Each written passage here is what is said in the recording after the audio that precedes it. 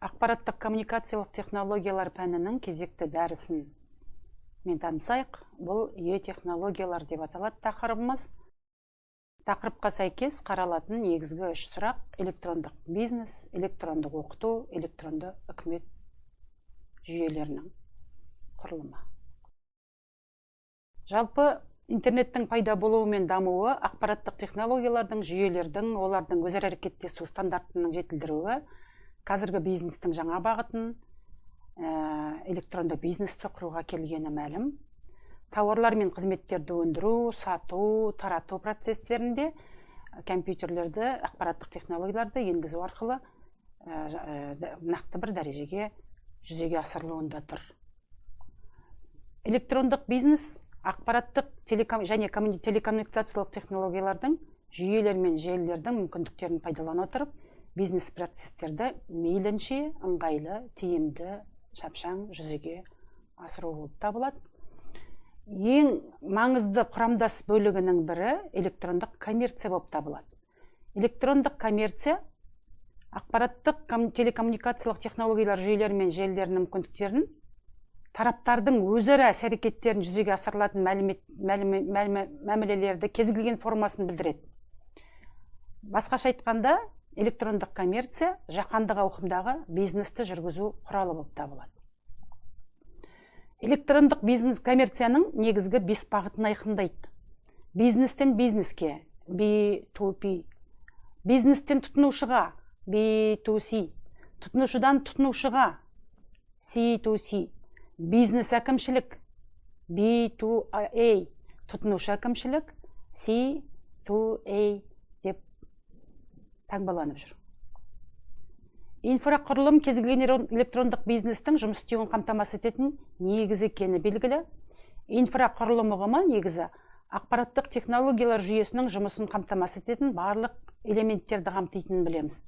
Олар серверлер, қолданбалар, аралық программалық құралдар, маршрутизаторлар, сақтау құрылғылары және тағы басқалар. Қандай да бір ақпараттық ресурстарға қол жеткізуді қамтамасыз ету үшін интернет технологияларын пайдалану келесі компоненттердің болуын білдіреді. Бірыңғай адрестеу, маршруттау саясаты және қолдау көрсетілетін символдық атау кеңістіктердің, оларды қолдайтын IP желілерінің болуы, ақпараттық сервер мен сервердің ақпараттық мазмұнына қол жеткізу үшін әмбебап клиент арасындағы өзара әрекеттесудің стандарттық хаттамасының болуы, гипермәтіндік құжаттарды сақтауды қамтамасыз ететін және IP желісі арқылы стандарттық хаттама бойынша оларға қол жеткізуді қамтамасыз ететін ақпараттық сервердің, яғни веб-серверлердің болуы, қолданыстағы ақпараттық программалық платформаларда гипермәтіндік құжаттарды қарауды қамтамасыз ететін пайдаланушы программасының әмбебап клиенті, былайша айтқанда браузер секілді компоненттердің болуын білдіреді. Жалпы электрондық коммерцияны реттеу құқықтарын жүзеге асыру үшін елімізде 2004 жылы заң қарастырылды. Онда электрондық коммерцияны жүзеге асыру ережелері түрінде жаңағы электрондық сауданы жүзеге асыру қағидаларын бекіту туралы деген 2015 жылға өзгерту енгізіліп қолданылуда. Электрондық коммерцияға қатысушылар ұғымдары, сондай-ақ электрондық коммерцияны жүзеге асыру тәртібін реттеу осы өзгертуде қарастырылған. Сондай-ақ электронды бизнес ұғымдары электрондық құжат және электрондық цифрлық қолтаңба туралы, ақпараттандыру туралы, техникалық реттеу туралы, лицензиялау туралы, бұқаралық ақпарат құралдары туралы, байланыс туралы заңдарға негізделіп жасалған. Электрондық оқытуға келетін болсақ, соңғы жылдары батыста интернет желісі арқылы электронды оқыту процесін ұйымдастыратын e-learning термині кең таралды. Компьютерлік технологияларды пайдалана отырып оқытудың даму кезеңдерін схемалық түрде былай көрсетуге болады. CD-ROM негізіндегі курстар, қашықтан оқу және e-learning деген бағыттарды айтуға болады. Электрондық білім беру жүйесі серверлер мен клиенттік компьютерлер арасында таратылатын күрделі программалық техникалық кешен. Білім берудің ішкі желісінде деректер алмасу интернет арналары, жергілікті желі байланыстар арқылы жүзеге асырылады. Бұл көп деңгейлі иерархиялық жүйе ағылшын тіліндегі басылымдарда виртуалды оқыту ортасы, оқытуды басқару жүйелері деп аталып жүргендері де көпшілікке мәлім. Орыс тіліндегі басылымдарда мұндай платформалар қашықтан оқыту жүйелері, дистанционное обучение деп те кездесіп жүр. Бүгінгі таңда кең тараған платформаларды көріп отырмыз. Moodle, Sky, Телетоп, WebTutor және тағы басқа платформалар бар.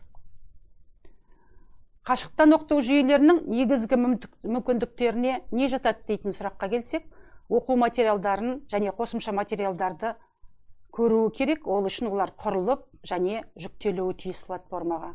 Сол секілді білімгер білімін тексеру үшін арнайы онлайн тесттерді тапсырады, онлайн тесттерді құру және енгізу мәселесі де жатады.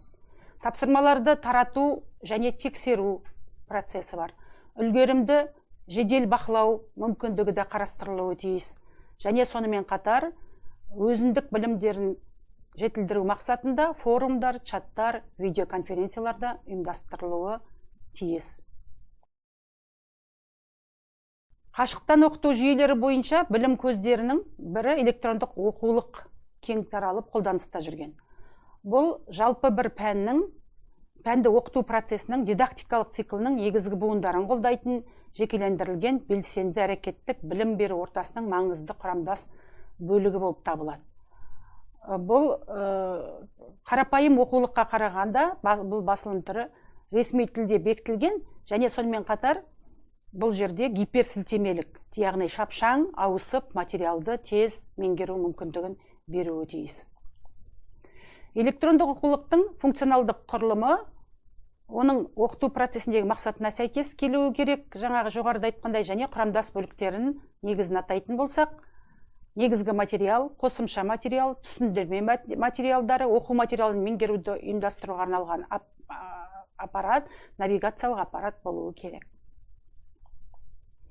Электрондық оқулықты құру шешімдерін веб технологияға негізделген және нативті қосымшаға негізделген электрондық оқулықты әзірлеу деп бөлуге болады. Ал жалпы электрондық оқулықты пайдаланушы қолдану үшін оның пайдаланушының интерфейс элементтері дайындалуы тиіс. Бұл сәйкесінше негізгі фреймворк негізінде Android SDK және Xcode көмегімен және Android iOS үшін, яғни сәйкесінше қоғамда таралып отырған операциялық жүйелерге орнатуға арналған пакеттер ретінде компиляцияланған ашық ағымды кодымен дайын JavaScript кітапханаларын, стильдік жүйелерді, HTML тілдерін пайдаланылуы керек. Электронды оқулықты әзірлеу кезінде мүмкін болатын технологиялық шешім Adobe Air платформасын пайдалану болып табылады. iPad үшін электронды оқулықты әзірлеу кезінде өзіндік оның да технологиялары бар. Және сәйкесінше қабықшаларда қарастырылған әртүрлі құрылғыға сәйкес. Электронды үкімет. Электронды үкімет бұл мемлекеттік қызметтер көрсетуді автоматтандыру және оңтайландыру, мемлекеттік басқару және ішкі бизнес процестерді жетілдіру мәселелеріне қоғамның қатысуын арттыру мақсатында ақпараттық коммуникациялық технологиялардың мүмкіндіктерін мейлінше тиімді пайдалану болып табылады. Соған негізделеді. Мемлекеттік органдардың ішкі және сыртқы қатынастарын өзгерту мақсатында көзделеді. Электрондық үкіметтің архитектурасы мемлекеттік ақпараттандыруды стратегиялық басқарудың негізгі кілттік механизмдерінің бірі болып саналады. Электрондық үкіметті қалыптастырудың негізгі мақсаттары қандай деген қарайтын болсақ, ақпараттық коммуникациялық технологияларды қолдану арқылы мемлекеттік қызметтерді көрсету, азаматтардың мемлекеттік басқару процесіне қатысу дәрежесін арттыру, мемлекеттік қызметтің ішкі тиімділігін арттыру деуге болады. Әлемнің әртүрлі аймақтары мен елдерінің тәжірибесінде электрондық үкіметті қалыптастырудың негізгі үш моделі қарастырылады. Американдық, европалық және азиялық. Американдық электрондық үкімет моделінің негізгі мақсаты азаматтар мен заңды тұлғалардың мемлекеттік органдармен өзара әрекеттесуін жеңілдету, қолжетімділік және төмен шығындар болып табылады. Европалық моделінде Европалық парламент, Европалық комиссия, Европалық сот сияқты мемлекеттен жоғарғы институттармен сипатталады. Олардың ұсыныстары Европалық одақтың барлық елдері үшін электрондық үкіметтің қызметін дамыту, реттеу кезінде міндетті ескерілетін дүние болып табылады. Азиялық моделінде корпоративтік мәдениеттің азиялық типіне және иерархиялық пирамида принципі бойынша ұйымдастырылған мемлекеттік басқарудың көп деңгейлі жүйесіне негізделеді. Ал атап айтсақ, Оңтүстік Корея үкіметі электрондық үкімет құру кезінде халықтың қажеттіліктерін қанағаттандыруға және бірінші кезекте мәдениет пен білім беру саласында актіні ақпараттық коммуникациялық технологияны енгізуге басты назар аударған. Жалпы жоғарыдағыларды бойынша мына аталған 9 сұраққа өздеріңіздің білім деңгейлеріңізді бекітіп саралап көріңіздер. Тыңдағандарыңызға рахмет. Мына әдебиеттерді пайдаланып жұмыстанасыздар.